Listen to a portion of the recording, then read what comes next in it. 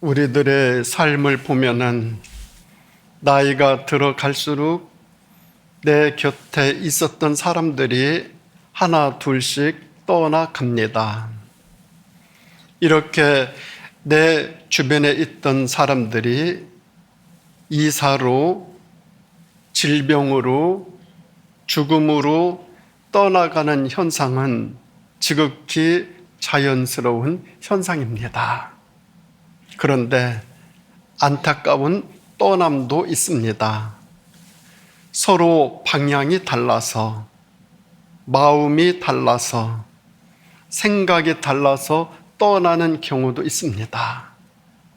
뿐만 아니라 서로 처한 환경이 너무나 달라 떠나가는 경우도 있습니다. 이같이 계속 내 곁에 서서 함께 할 수 없는 경우들이 점점 늘어갑니다. 결국에는 혼자가 되어집니다. 그런데 우리에게는 내 곁에 서서 항상 나에게 힘을 주시는 분, 그분이 계십니다. 누구실까요? 우리 하나님이십니다. 오늘의 말씀은 사도 바울의 마지막입니다. 이제 믿음의 아들 디모데에게 그동안 자기가 겪었던 자기 주변의 사람들에 대해서 믿음의 아들 디모데에게 하나하나 이야기해 줍니다. 바울 곁에서 위로가 되어주던 이들은 모두 제 길로 떠났습니다.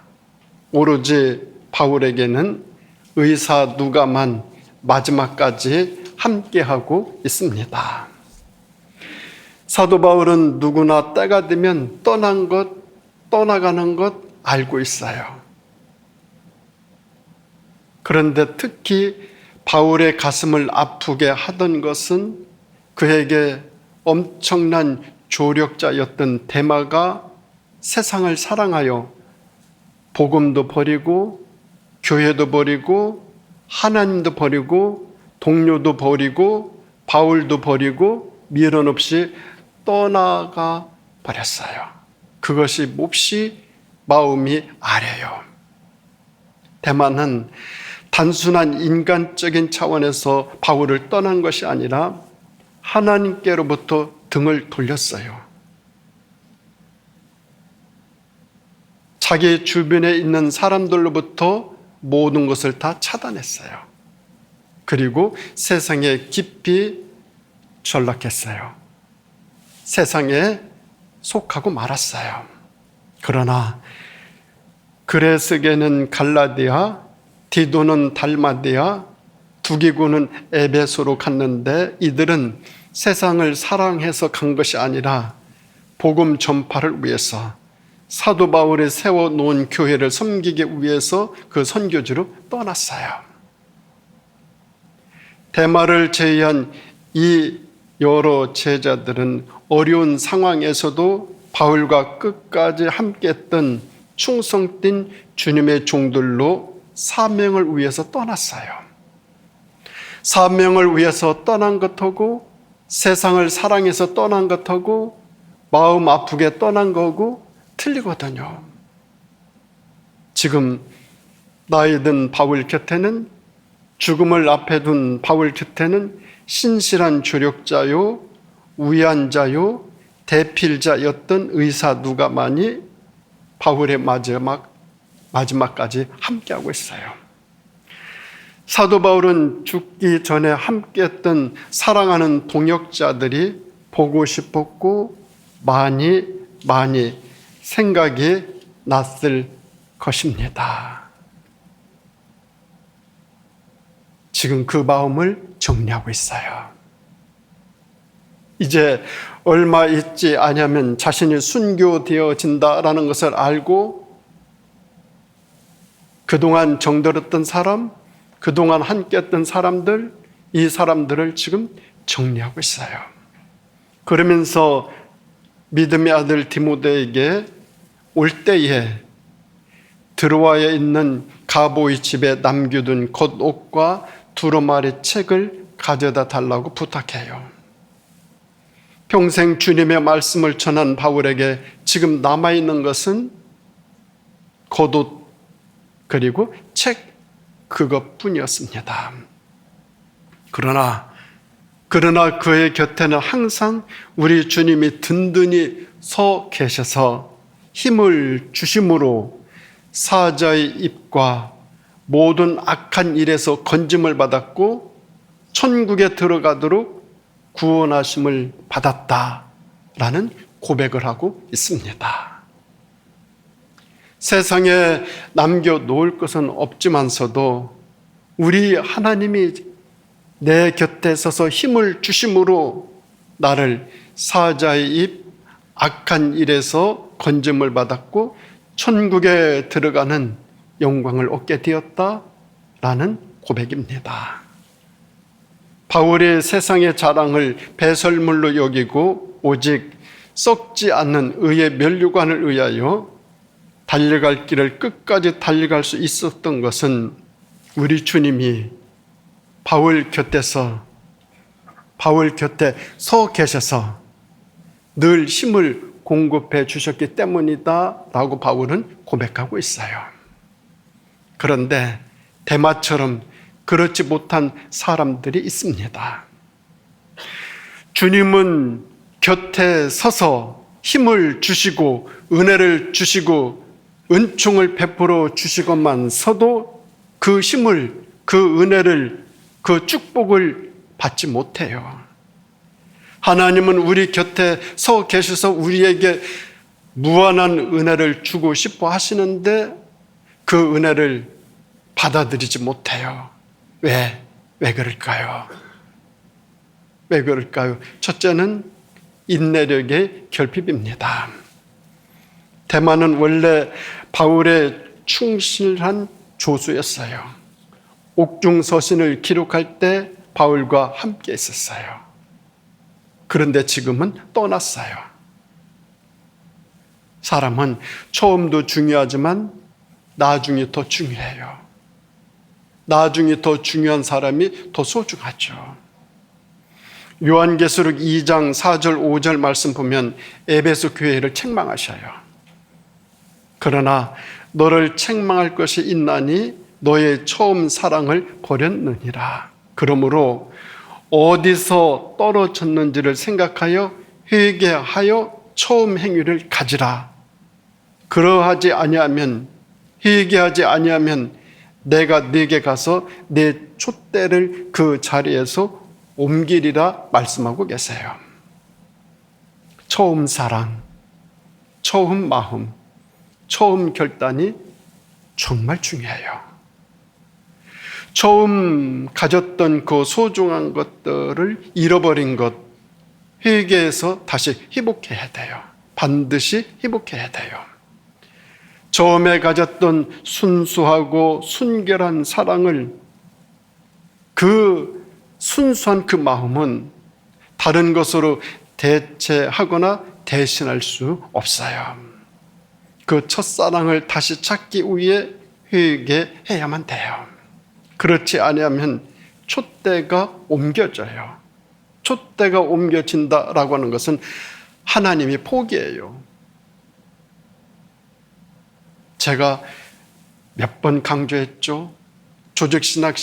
신학에서 제일 첫째 시간에 배운 것이 선택과 포기예요. 하나님의 선택이냐, 하나님의 포기냐. 거기서부터 기독교의 조직신학이 시작되어지고 있어요. 하나님의 선택과 하나님의 포기, 하나님의 선택받은 자들의 삶을 쭉 설명하고 있어요. 우리는 하나님으로부터 선택받았어요. 그런데 그 선택받은 것이 하나님의 촛대로 옮기면 선택에서 포기로 가버려요. 버림을 받는 거예요. 그 무엇도, 그 누구도 하나님의 촛대를 옮기시면 모든 것이 끝나버려요. 촛대를 옮기셔서 끝난 사람들 너무너무 많죠. 우리 그래서 끝까지 잘 해야만 돼요. 그래야 자신의 미래도, 믿음도, 우정도, 가정도 든든해져요. 열심도 중요하지만 인내하는 것 더 중요해요. 모든 경기는 마지막에 가서 결정이 되어져요. 어려운 일들과 사탄의 방해 많지만 그래도 끝까지 잘 인내해야만 승리하고 면류관 쓸 수 있어요. 마지막까지 잘하는 것이 정말 소중해요. 무슨 일을 하는데 나이 별로 중요하지 않아요. 지금 하고 싶은 일이 있다면 나이 생각할 필요 없어요. 나이는 자신이 하고자 하는 일을 하는데 장애가 될 수 없어요. 자신에게 돌아온 기회 놓치지 않도록 심혈을 기울여서 모든 것을 초월하여 극복해 나갈 때 하나님은 내 곁에 든든히 서 계셔서 나에게 힘을 주시는 분, 우리 하나님이셔요. 그러므로 이 세상에는 많은 기회가 있어요. 지금 그 기회를 잡지 못했다면 아쉬워하지 말고 스스로 그 기회를 만들어야 되죠. 얼마든지 만들 수 있어요. 처해 있는 현재의 상황을 잘 생각해보고 자신이 무엇을 하고 싶은지 스스로에게 물어본다면 기회는 눈에 보이게 되며 자신이 진정으로 하고 싶은 것과 가장 잘 할 수 있는 것을 결합시키면 기회는 또다시 와요. 또다시 와요. 얼마나 어려운 일인지를 생각하지 아니하고 얼마나 재미있는지 이것을 먼저 생각하는 것이 좋아요. 즐거워서 하는 일은 성공률이 훨씬 높아요. 자신이 하고 싶은 일을 자신이 가장 자신 있는 일이라 생각하면서 살아가는 것, 그것이 소중하죠. 생각만으로도 힘이 샘솟도 솟아나요. 삶이 지금보다 훨씬 나아져요. 정열을 가지고 일을 할 때 성공에 빨리 도달할 수 있어요. 그러기 위해서는 끝까지 잘 참아야 돼요. 베드로가 대제사장의 종 말고의 귀를 칼로 베었어요. 예수님께서 고쳐주시면서 베드로에게 이렇게 말했어요. 이것까지 참으라. 이것까지 참으라. 이것까지 참으라. 그러면 나에게 참아야 할 것, 이것은 무엇일까요? 주님은 우리에게 이것까지 참으라고 그러는데 내가 참아야 될 것은 무엇일까요? 다 참아야 돼요. 신앙과 인생에 이것까지 참으라는 말씀은 어떠한 경우에도 어떠한 상황에서도 끝까지 참고 인내하라는 말씀이세요. 이것까지 참는 사람에게 하나님께서 의의 멸관을 씌워주셔요. 천국문을 열어주셔요.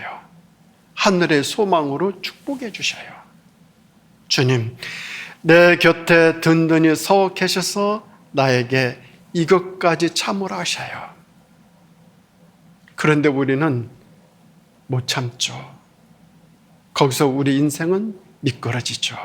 잘못되어지죠. 이것까지 참으면서 하늘의 면류관을 바라보는 우리 모두 되어질 수 있기를 간절히 바랍니다. 그런가 하면 두 번째로 주님이 내 곁에 서서 은혜를 주시는데 왜 그 은혜를 누리지 못할까요? 그것은 세속주의예요. 바울과 함께 복음을 위해 감옥에도 같이 갔고 함께 생활을 했던 데마가 쓰러진 것은 세상을 사랑하는 세속주의였어요. 이 세상을 사랑하여 라는 말이 앞에 붙어 있어요. 이 세상을 사랑하여 라는 말 속에는 바울만 버린 것이 아니라 신앙도 버렸어요.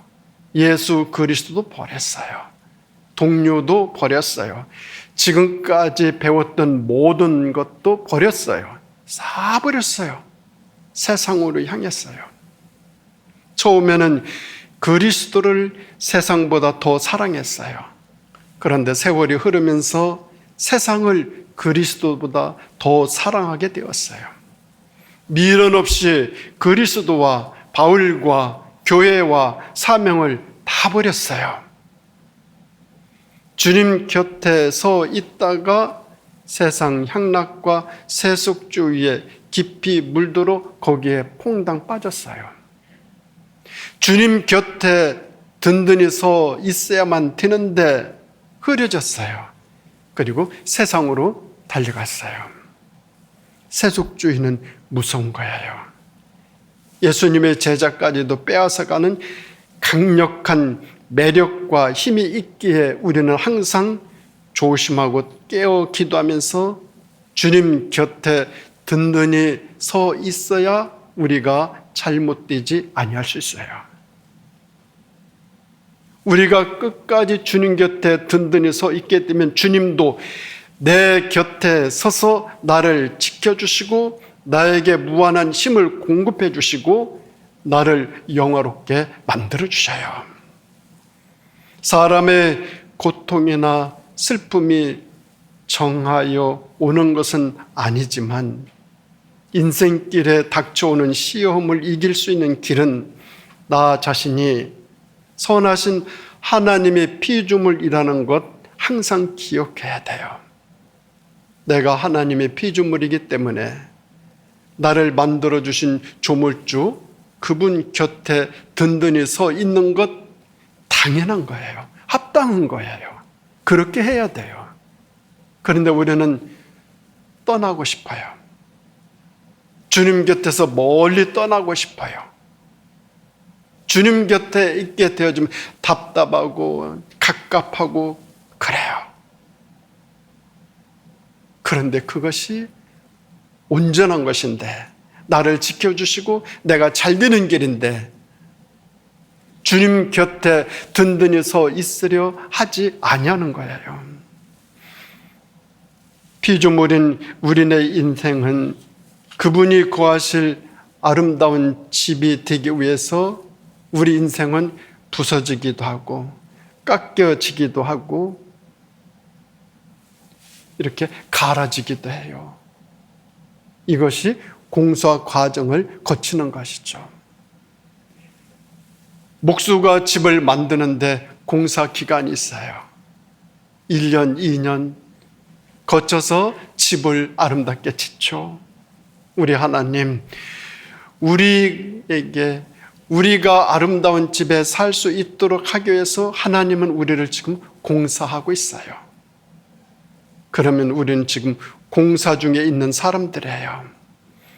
우리의 위대한 건축가이신 하나님은 내 곁에 서서 나를 하나님의 멋진, 하나님의 아름다운, 하나님의 멋지게 귀한 작품을 완성하기 위해서 주님 곁에 나를 든든히 세워놓기 위해서 나에게 지금 공사하고 계시는 중이에요. 세속주의 물결이 몰려올 때는 롯의 처를 생각해야 돼요. 세속주의는 믿음의 사람들을 순간적으로 소금 기둥으로 만들어버려요.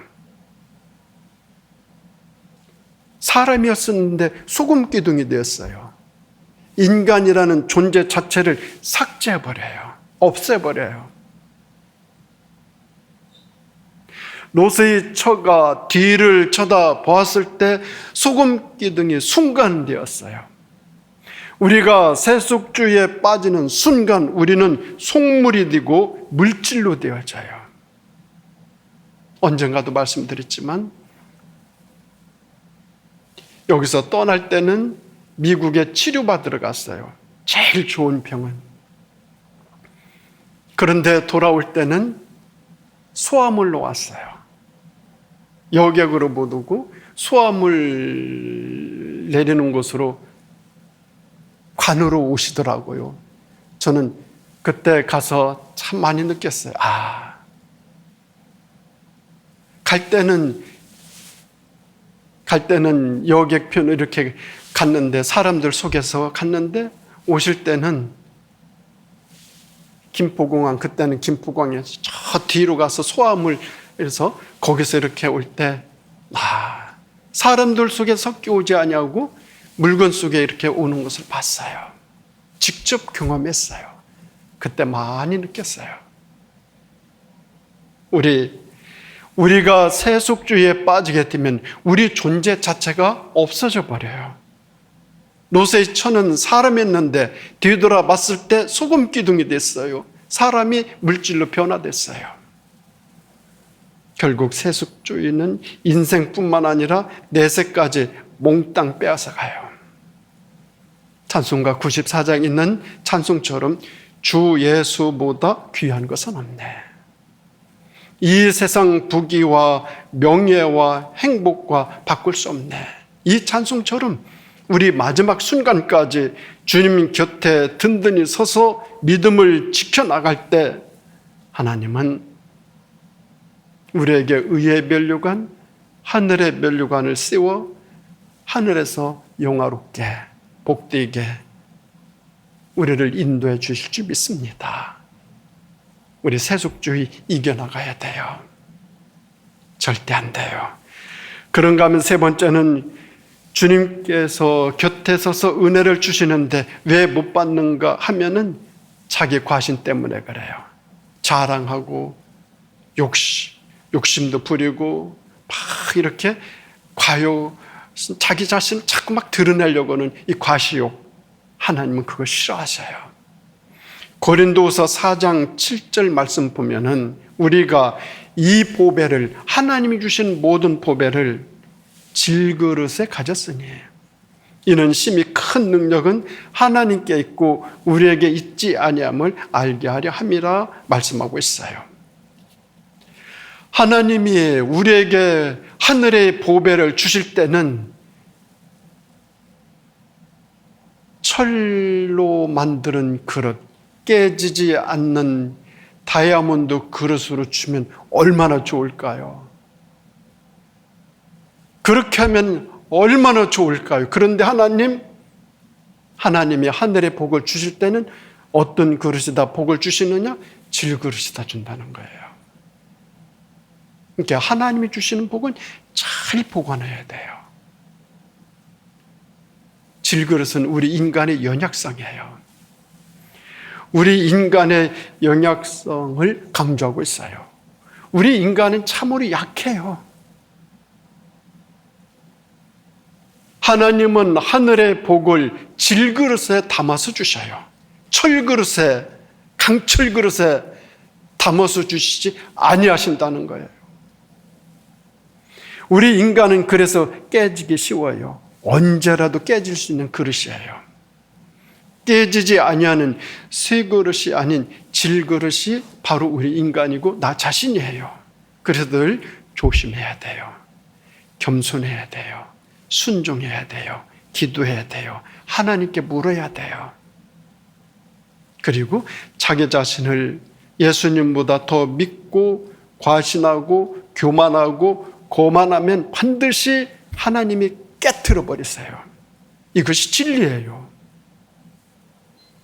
깨진 그릇은 복에 담을 수 없어요. 더 이상 주님의 그릇이 될 수도 없어요. 더러워지거나 깨지지 아니하도록 평생 잘 간직해야 그릇으로 쓰임받고 소중히 여김을 받을 수 있어요. 그러기 위해서는 더 겸손, 더 겸비, 더 겸허해야 됩니다. 자기 자신을 믿고 의지하다가는 스스로 쓰러지고 스스로 깨어지고 스스로 버림받고 스스로 지옥으로 떨어져요. 스스로 되어져. 누가 밀어서 누가 하는 것이 아니고 자기 자신이 스스로 그렇게 만들어버려요. 과신한다는 것 정말로 하나님이 가장 싫어해요. 주 예수보다 더 귀하게 여기면 그렇게 여기면서 과신하는 그 마음을 하나님이 제일 싫어하셔요. 사람은 두 주인을 섬길 수 없어요. 그리스도를 버리지 않고 욕심과 교만과 나 자신을 버려야 돼요. 인간은 누구도 믿음의 대상이 못 돼요. 하나님을 떠난 인간은 머리 깎인 삼손처럼 아무런 능력이 없기에 사탄의 종으로 순간 전락해버려요. 하나님을 버리면 순간 그의 모든 힘은 꺾여버려요. 끝까지 자기 자신을 부인하고 하나님을 믿고 주님 곁에 든든히 서 있을 때 그때 능력이 있는 것이지, 하나님을 떠난 인간은 죄의 조종을 받아요. 죄의 조종을 받아요. 죄의 조종을 받아요. 지금은 모든 것이 전자로서 이렇게 리모컨으로 다 조절하지 않습니까? 제가 강대상에서 저기 가지 않냐고 이것 가지고 다 조절할 수 있어요. 하나님, 우리 인생을 다 조절하세요. 주님 곁에 든든히 서 있는 사람은 하나님께서 그 인생을 든든히 지켜주셔요. 그러나 떠나게 되면 소금 기둥이 되어버려요. 물질도 속물이 되어버려요. 바울은 지금까지의 여정을 뒤돌아보면서 하나님의 도우심이 아니었다면 지금까지 올 수 없었음을 고백하고 있어요. 복음의 대적자들의 핍박, 방해, 동역자들의 배신, 바울을 곤란하게 했던 수많은 일들, 이루 말할 수 없었지만서도 그래도 이렇게 된 것은 주님이 내 곁에 든든히 서서 나에게 힘을 주시고 나를 강건케 하셨음을 고백하고 있어요. 그것을 감사하게 여기고 있어요. 순교 앞에 두고 파란만장한 생애를 뒤돌아보면서 전적인 하나님의 보호와 인도와 능력이었음을 고백하고 있어요. 노예 쓸쓸히 감옥에서 복음을 위한 순교를 목전에 두고 동역자들을 격려하며 오로지 의의 면류관과 천국 소망을 가지고 순교를 향하여 뚜벅뚜벅 걸어가는 바울이 빛나는 모습, 마지막까지 주님 곁에 든든히 서 있으려고 발버둥 치는 바울의 모습, 그 모습은 우리들이 닮아야 할 모습이기도 합니다. 그러면 나 자신은 지금 어느 길을 가고 있는가 점검하고 주님 곁에 서서 주님의 길을 끝까지 걸어가는 그런 삶을 지금 살아가고 있는가 또 점검하고 또 점검해서 우리의 삶이 빛나는 삶으로, 우리의 삶이 하늘의 면류관을 쓰는 삶으로 나가야 되지 않겠습니까? 그것이 주님의 뜻을 이루어드린 삶이 아닐까요? 어느 시골 장터입니다. 시골 할아버지가 강아지들을 팔려고 장에 흰둥이, 검둥이, 누렁이, 점박이 각자 생긴 대로 이름을 가진 포동포동한 강아지들 데리고 왔어요. 바구니에 넣어놨는데 꼬물꼬물 움직여요. 까맣고 동그란 눈망울 반짝반짝하고 있어요. 그 모습을 지켜보던 한참 구경하던 한 여학생이 흰둥이 한 마리를 들어 올려요. 할아버지, 이 강아지 사고 싶어요. 이 여학생이 이 할아버지에게 말했어요. 할아버지가 이렇게 말합니다. 아이고, 이 녀석이 왜 여기에 있지? 그 흰둥이, 그 강아지는 다리가 아픈 애라서 팔지 않고 내가 키우려고 했는데 이 강아지는 안 팔아. 내가 키울 거야. 다른 강아지를 찾아봐. 여학생에게 그렇게 권면을 했어요. 하지만 그 여학생, 그 소녀는 다리가 아픈 이 강아지를 사고 싶다고 계속 주장하고 말을 해요. 할아버지가 이렇게 말합니다. 그래? 그럼 내가 돈을 안 받을 거야. 그냥 데려다가 아픈 녀석이니까 힘들 테지만 한번 잘 키워봐. 그냥 줬어요. 인심 좋게 강아지를 준 할아버지는 기쁘게 웃으면서 강아지를 안고 걸어가는 학생의 뒷모습을 보았어요. 순간 아무 말도 할 수 없었어요. 왜 그런가 하면 그 학생은 다리를 절뚝거리고 있었어요. 장애를 가지고 있었어요. 우리 하나님, 단 한 번 살아보라고 하신 우리네 인생이에요. 하나님이 단 한 번 살아보려고 허락하신 우리네 인생, 너무나 귀하고 귀한 인생길의 삶을 살아가며 다른 사람의 처지에서 생각하는 역지사지의 마음, 이 마음을 가지고 살아가는 것, 이게 소중해요. 이것이 주님 곁에 든든히 서서 살아가는 삶의 모습이에요. 주님이 우리에게 가장 원하시는 삶이기도 해요. 나를 주장하기보다 주님의 마음은 어떠하신가? 내가 주장하기보다 상대방의 마음은 어떠한가? 그 사람 곁에 든든히 서 있는 그 모습이 그 마음을 알아주는 것 아니겠습니까? 역지사지의 마음. 주님 곁에 서 있는 참된 삶의 모습.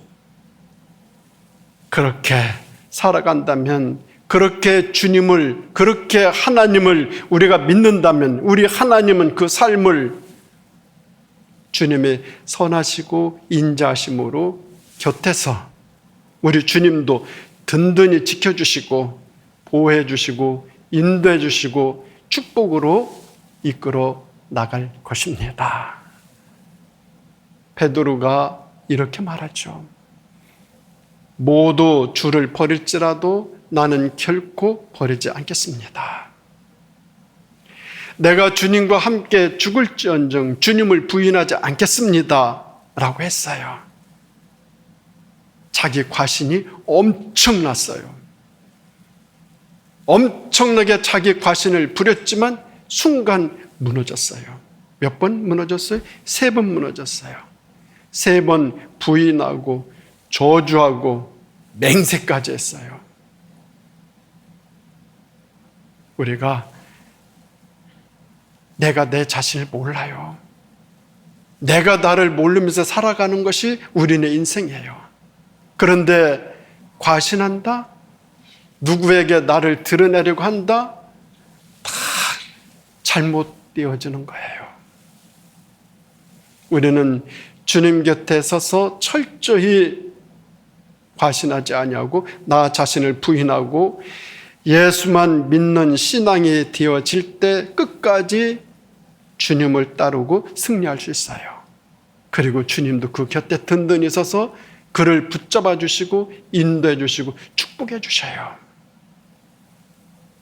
우리 살아가면서 자기 과신으로 인해 쓰러지는 삶이 아니라 끝까지 주님만 믿고 주님 곁에 든든히 서서 주님이 주시는 힘으로 단 한 번 살라 하신 우리 인생, 그렇게 살아가야지, 그렇게 살아가야 되지 않겠습니까? 2026년 주님 곁에 든든히 서서 힘있게 주님이 주시는 힘으로 이 세상을 이겨나가는 우리 모두가 되어질 수 있기를 예수님의 이름으로 축원드립니다. 기도하시겠습니다. 주님 감사드립니다. 저희들 인내력도 부족했고 저희들 겸손하지도 못해 주님을 멀리하며 세상을 향하여 달려간 모습도 많습니다. 나 자신을 드러내지 아니하고 나보다도 주님이 우선 되어지는 삶으로 주님 곁에 든든히 서서 주님이 내 곁에 든든히 서 계셔서 힘을 주시는 것처럼 나 자신도 주님 곁에 든든히 서서 믿음을 지키며 의의 면류관을 머리에 쓸 수 있는 그 순간까지 달려가는 저희들의 삶이 되어질 수 있도록 복내려 주시기를 예수님의 이름으로 간절히 기도드립니다. 아멘.